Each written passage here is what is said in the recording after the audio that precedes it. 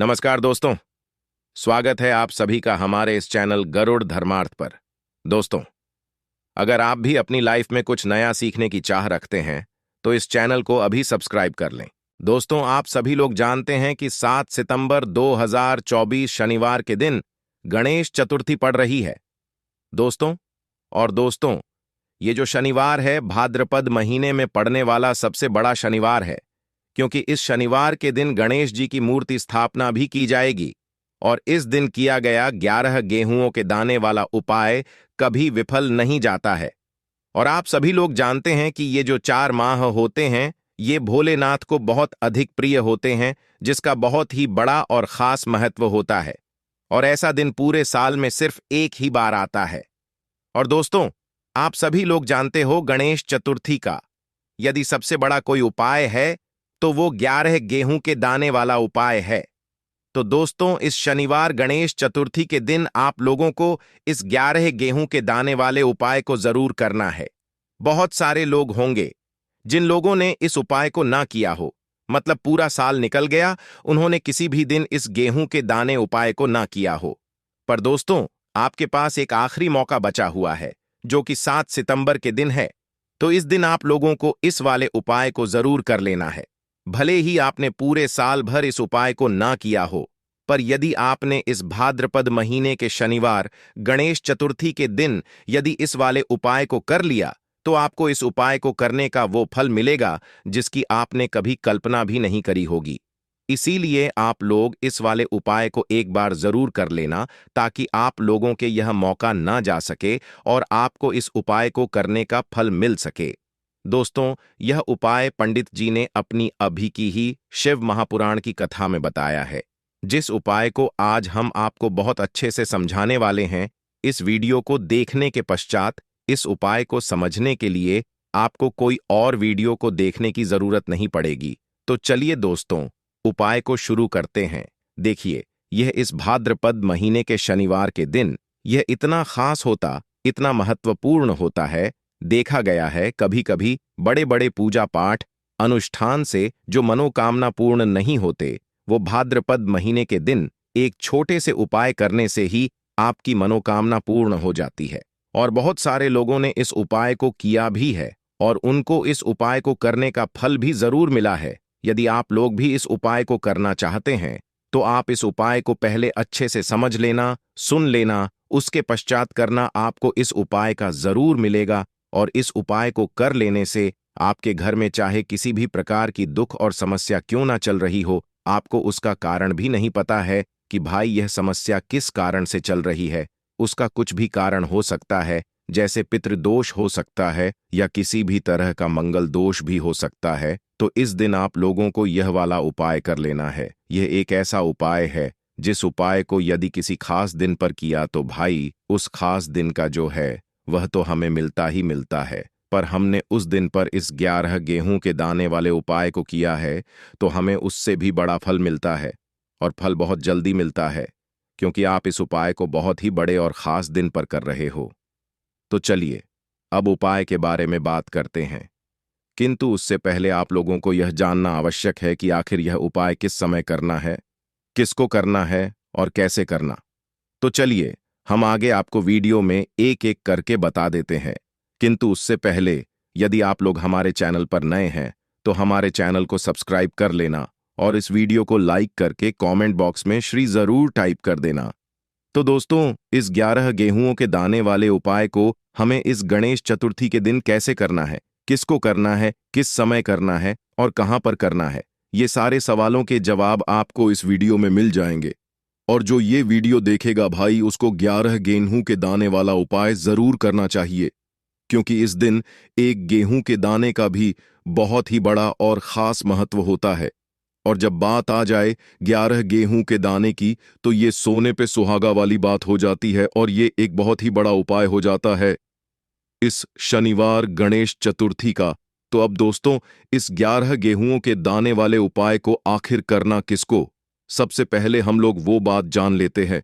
तो देखो, घर की जो बड़ी माताएं बहनें होती हैं, उन माताओं बहनों में से कोई भी एक बड़ी माता बहन इस वाले उपाय को कर सकती है। और दोस्तों, यदि आप चाहे तो अपने घर में से सभी सदस्यों को भी इस उपाय को करवा सकते हैं। यदि किसी व्यक्ति की खुद की कोई मनोकामना है, खुद की कोई दुख और परेशानी है जो कि वह अपने लिए ही करना चाहता है, इस वाले उपाय को तो वह खुद अपने लिए भी कर सकता है। बाकी यदि कोई घर में से ऐसा है जो कि अपने पूरे घर परिवार की सुख और शांति के लिए यह वाला उपाय करना चाहता है, तो भाई वह भी कर सकता है। उसमें भी कोई दिक्कत वाली बात नहीं है। कहने का मतलब यह है कि इस उपाय को हर एक सदस्य भी कर सकता है और पूरे घर परिवार के सदस्य के लिए घर की बड़ी माताओं बहनों में से कोई एक माता बहन भी कर सकती है।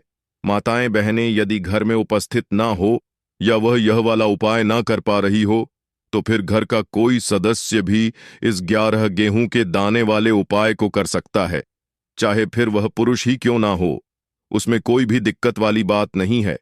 अब दोस्तों, इस 11 गेहूं के दाने वाले उपाय को हमें करना कहां पर है? देखो, इस उपाय को हमें मंदिर में ही करना है। बहुत सारे लोग प्रश्न करते हैं, हर एक उपाय को करते समय क्या हम इस उपाय को घर पर या मंदिर में कर सकते हैं? देखो, तो इस वाले उपाय को आप मंदिर पर करोगे तो अच्छा रहेगा, घर में नहीं है इस वाले उपाय को। उसके पश्चात में दोस्तों जो अगला प्रश्न निकल कर आता है वो यह आता है इस उपाय को लेकर कि आखिर इस उपाय को हमें किस समय करना है, सुबह के समय करना है कि शाम के समय करना है। तो देखो, इस वाले उपाय को आप लोग सुबह के समय भी कर सकते हो और शाम के समय प्रदोष काल में भी कर सकते हो। अब यदि आप पूछो कि भाई साहब सबसे उत्तम समय कौन सा रहेगा इस 11 गेहूंओं के दाने वाले उपाय को करने का, तो हम आपसे बस यही कहेंगे कि इस उपाय को आप शाम के करेंगे तो ज्यादा बेहतर होगा, क्योंकि गणेश चतुर्थी इस दिन है और इस दिन प्रदोष काल के बहुत महत्व होता है। बाकी यदि सुबह के समय भी करेंगे तो भी अच्छा होगा, उसमें कोई भी दिक्कत वाली बात नहीं है। तो अब दोस्तों, जो अगली सबसे बड़ी और महत्वपूर्ण बात आती है वो यह आती है कि सुबह यदि हम उपाय को करेंगे तो हमें कितने बजे से लेकर कितने बजे तक के बीच में करना है, और शाम के समय प्रदोष काल में करेंगे तो हमें बजे से लेकर कितने बजे के बीच में करना है।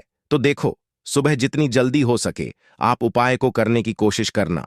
बाकी यदि किसी कारणवश लेट भी हो जाओ, थोड़ी देर भी हो जाए, तो 10 या 11 बजे तक भी आप उपाय कर लेना, पर 12 बजे से ज्यादा देरी ना हो, ठीक है? इस बात का ध्यान रखना। उसके पश्चात में दोस्तों यदि शाम के समय प्रदोष काल की बात करें, प्रदोष काल का जो समय है होता है वो शाम के 6 बजे से शुरू हो जाता है। मतलब शाम के 6 बजे से लेकर 7 बजे के बीच का जो समय होता है, ये समय प्रदोष काल का समय होता है। पर अभी जो मौसम चल रहा है, इस मौसम में जो है शाम बहुत देरी से होती है। तो आप इस उपाय को 7 या 8 बजे के बीच में भी कर सकते हो। मतलब शाम के 6 बजे से रात 8 बजे के बीच में आप कभी भी इस वाले उपाय को कर सकते हो, उसमें कोई भी दिक्कत वाली बात नहीं है। परंतु शनिवार के दिन कोशिश करना कि समय के अंतर्गत ही कर लो। किसी कारणवश न पाओ तो थोड़ा देरी से भी कर सकते हो, आपको उपाय का फल जरूर मिलेगा। देखो, गुरुजी ने कहा है कि शनिवार गणेश चतुर्थी के दिन आपको 11 गेहूंओं के दाने वाला उपाय तो जरूर ही करना चाहिए।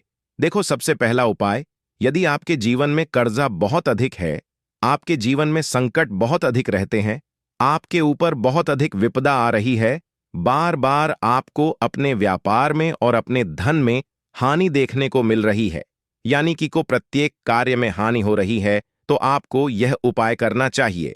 देखिए, इस उपाय के लिए आपको 11 गेहूंओं के दाने आपको लेने हैं, ठीक है? 11 दाने लेने के पश्चात में आपको जरूरत होगी चावल के दानों की। 11 चावल के दाने और 11 गेहूं के दाने, और चावल के दाने खंडित नहीं होने चाहिए। अब आप कहोगे भैया गेहूं कहां से लेने हैं? देखो, आपको किसी भी किराना स्टोर पे 7 गेहूं के दाने मिल जाएंगे, जाके ले लेना, ठीक है ना? 11 गेहूं 11 चावल के दाने लेने हैं। साथ ही साथ आपको एक तांबे का लौटा लेना है और उस तांबे के लौटे में आपको जल भरना है। जल आपका खुद के घर का होना चाहिए, मंदिर का नहीं होगा। अब आप ये सब सामग्री लेकर पहुंच जाओगे महादेव के शिवलिंग के पास में शाम के टाइम पे प्रदोष काल में। देखो, जब आप ये उपाय कर रहे हो तो अपना फेस रखना उत्तर दिशा, नॉर्थ डायरेक्शन की तरफ। अब यहां पे जो मैं आपको क्रम बताने जा रहा हूं ना, उस मेरे क्रम को बहुत ध्यान से सुनिए।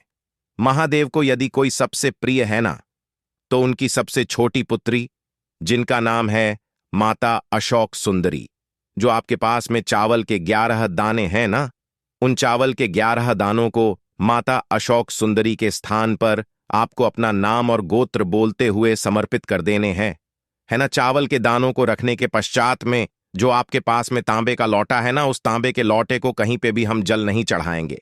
सिर्फ और सिर्फ माता अशोक सुंदरी का जो हस्तकमल आपको दिख रहा है, यहीं पे गोल गोल आपको समर्पित करना है उसी जल को।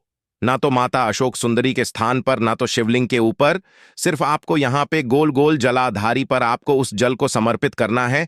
अब आपके पास में बचे हुए हैं 11 गेहूं के दाने और बचे हैं, उन्हीं 11 गेहूं के दाने को आपको अपनी मनोकामना अपने खास कहते हुए महादेव के शिवलिंग के ऊपर, यदि आप गणेश चतुर्थी के दिन प्रदोष काल में कर देते हैं तो आपकी जो भी मनोकामनाएं होंगी, जो भी विश होंगी, महादेव पूरी जरूर करते हैं। अन्न को समर्पण करने से, उस खासकर गेहूं को समर्पण करने से हमारी इच्छाएं पूरी होती है। और यदि वो दिन गणेश चतुर्थी का दिन हो, तब तो इससे सुंदर संयोग कुछ भी नहीं हो सकता। आपकी इच्छाओं को पूरा करने के लिए बहुत स्पेशल, बहुत प्यारा सा उपाय आप सभी को जरूर करना है। ध्यान में रखिएगा, यह उपाय प्रदोष काल में करना है। देखो गुरुजी ने है, भगवान शिव के शिवलिंग पर 33 कोटि देवी देवताओं का वास होता है। यदि हम शिवलिंग के सामने कुछ भी उपाय करते हैं तो हमारे सभी देवी देवता हमसे खुश हो जाते हैं। ये उपाय आपको जरूर करना है। देखो, सुबह के टाइम नहीं कर सकते, ठीक है। अब बात करते हैं अगले उपाय की। देखिए, आगे बढ़ने से पहले वीडियो को एक लाइक जरूर करें। देखो, इस उपाय को करने के लिए सबसे पहले तो आपको 2 मिट्टी के दीपक लेने होंगे। यदि आपके पास के दीपक नहीं है तो आप आटे के दीपक भी तैयार कर सकते हैं, परंतु कोशिश करना कि मिट्टी के दीपक आपको मिल जाए, ठीक है। देखिए, अब मिट्टी के दीपक जब भी आप ले रहे हो तो आपको एक बात का खास रूप से ध्यान रखना है कि मिट्टी के जो दीपक है वो कहीं से भी टूटे हुए या फिर खंडित नहीं होने चाहिए। देखो, आपको खास ध्यान रखना है कि आपको खंडित दीपक नहीं लेना है। इसी के साथ में आपको लेना होगा शुद्ध गाय का घी। अब देखो, गाय माता का यदि आपको घी प्राप्त हो जाता है तो वही आपको ले लेना है। यदि आपको गाय का घी नहीं मिलता है, कोई भी देशी घी आप प्रयोग कर सकते हो। देखिए, अब आपको क्या करना है, आपको 2 चम्मच शुद्ध घी लेना है। क्योंकि आप 2 दीपक ले रहे हैं तो आपको 2 चम्मच शुद्ध घी लेना है। देखिए, घी से दीपक प्रज्वलित करने से हमारे जीवन की जो संकट है, कष्ट है और बाधाएं हैं, वह सभी दो होती है और नकारात्मक ऊर्जा घर से बाहर जाती है। और घी से दीपक प्रज्वलित करने से बहुत अधिक लाभ होता है। और इसी के साथ में आपको लेनी होगी गोलबाती। आपको मात्र 2 गोलबाती लेनी होगी। गोलबाती का दीपक प्रज्वलित करने से माता लक्ष्मी बहुत अधिक प्रसन्न होती है, जिससे आपके धन में वृद्धि होती है। और इसी के साथ में आपको लेनी होगी 2 लौंग।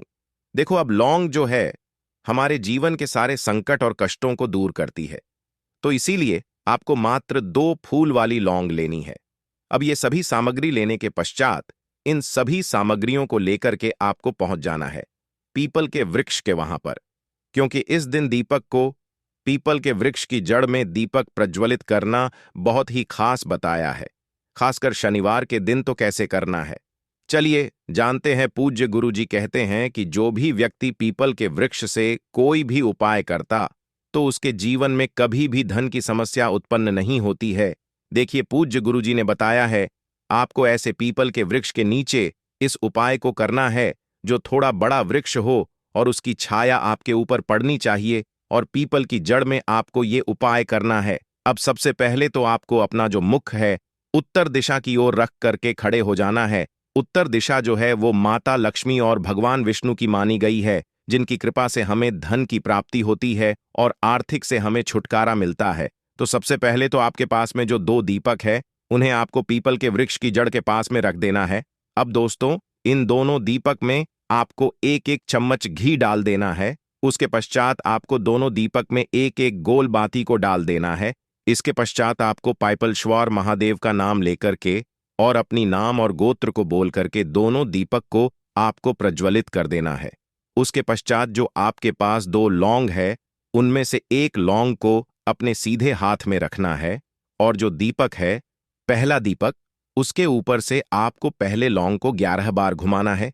देखिए, यदि आप 11 बार घुमा रहे हैं तो आपको 11 बार ओम महालक्ष्मी नमः इस मंत्र का जाप कर लेना है और आपको अपना नाम और गोत्र को बोल करके आपको धन की प्राप्ति हो, धन की जितनी भी समस्याएं हैं वह सभी दूर हो, ऐसे आपको प्रार्थना कर लेनी है। और ये जो पहली लौंग है आपको दीपक के अंदर डाल देना है।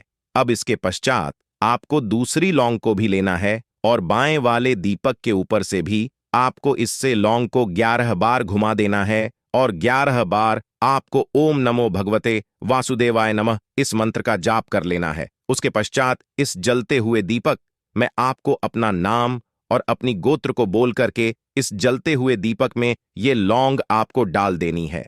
देखिए, पूज्य गुरु जी कहते हैं कि भी व्यक्ति इस उपाय को सावन मास की शनिवार की षष्ठी तिथि पर कर लेता है, उसके जीवन में कभी भी धन से जुड़ी समस्या उत्पन्न नहीं होती है। उसका जो सोया हुआ भाग्य है वह चमक उठता है और धन की देवी माता लक्ष्मी की प्राप्ति होती है। अब दोस्तों, हम जान लेते हैं पूज्य गुरु जी द्वारा बताए गए तीसरे खास उपाय के बारे में। देखिए, सावन माह की कल षष्ठी तिथि है, तो ये उपाय भी आपको जरूर करना चाहिए। यदि आप चाहते हैं कि आपके जीवन में चारों दिशाओं से धन की कोई भी कमी ना हो, यानी कि आपके जीवन में चारों दिशाओं से धन के जो स्रोत है वो बंद ना हो और चारों दिशाओं से आपके घर में आपके जीवन में धन आए, तो आपको आज के दिन ये उपाय करना चाहिए। आज के दिन पीपल के वृक्ष में भगवान विष्णु और माता लक्ष्मी का निवास होता है। पीपल के वृक्ष में देखिए, आपको एक चौमुखी दीपक लेना है। आप माटी का दीपक भी ले सकते हैं और आटे का दीपक आप बना सकते हैं। देखिए, दीपक के अंदर आपको 4 बातियों का प्रयोग करना है। साथ ही साथ दीपक में आपको घी का प्रयोग करना है। यदि घी आपके पास नहीं है तो आप तिल के तेल का प्रयोग भी कर सकते हैं और साथ में आपको एक चुटकी हल्दी भी लेनी होगी। अब देखो, ये जो चौमुखी दीपक है आपको पीपल के वृक्ष के वहां पर लेकर के पहुंच जाना है। देखिए, ये जो दीपक है आपको माता लक्ष्मी के निमित्त प्रज्वलित करना है, इसलिए आप महालक्ष्मी नमः इस मंत्र का वहां पर 108 बार जाप करना है। पीपल के वृक्ष के वहां पर यह जो चौमुखी दीपक है आपको उत्तर दिशा की ओर अपना मुख करके प्रज्वलित करना है। यह दीपक आपके घर में सुख समृद्धि प्रदान करेगा और आपकी जो दरिद्रता है उसे दूर करेगा। तो इस प्रकार से आपको यह दूसरा उपाय कर लेना है। अब दोस्तों, हम सबसे अंत में जान लेते हैं चौथे चमत्कारी उपाय के बारे में। यह उपाय विशेषकर रोग मुक्ति होने वाला है। देखिए, इस उपाय के लिए आपको मात्र थोड़ा सा शहद ले लेना है और इसी शहद के साथ में आपको मात्र 1 लोटा शुद्ध जल लेना है। तांबे के पात्र के अंदर अपने घर से अब सिर्फ ये दोनों सामग्री लेकर के सीधे आपको पहुंच जाना है। भगवान शिव के मंदिर में पूज्य गुरु जी ने बताया है कि शनिवार के दिन पर आप ये उपाय सुबह के समय भी कर सकते हैं और शाम के समय में भी कर सकते हैं।